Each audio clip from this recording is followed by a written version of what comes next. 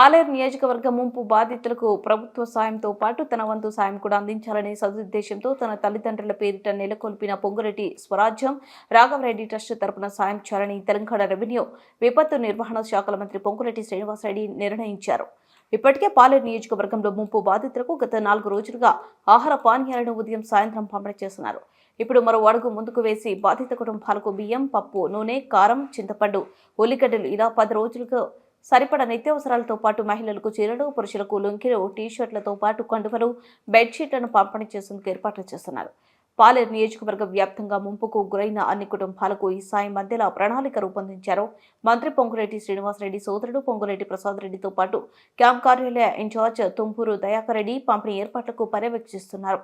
శుక్రవారం ఉదయం నుంచి వీటిని పంపిణీ చేయనున్నారు.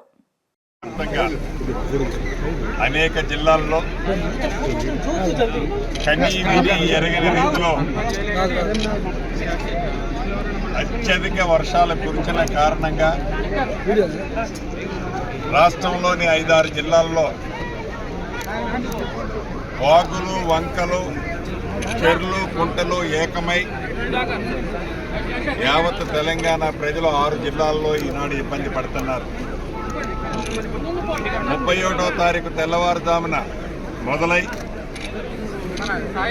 నిన్న సాయంత్రం అంటే 3వ తారీఖు సాయంత్రం వరకు ఈ విపరీతమైన వరదతో తెలంగాణ రాష్ట్రంలోని ములుగు, భద్రాద్రి కొత్తగూడెం, మహబాదు, ఖమ్మం, కొంత భాగం నల్లగొండ, కొంత భాగం మహబూబ్నగర్ జిల్లాలలో తీవ్రమైన నష్టం.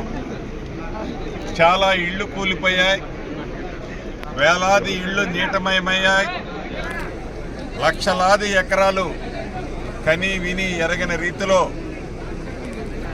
నీళ్లలో మునిగిపోవటమే కాకుండా వందలాది చెరువులు, కాలువలకి వందలాది గండ్లు పడ్డ సందర్భం మనం గమనిస్తూ వచ్చాం.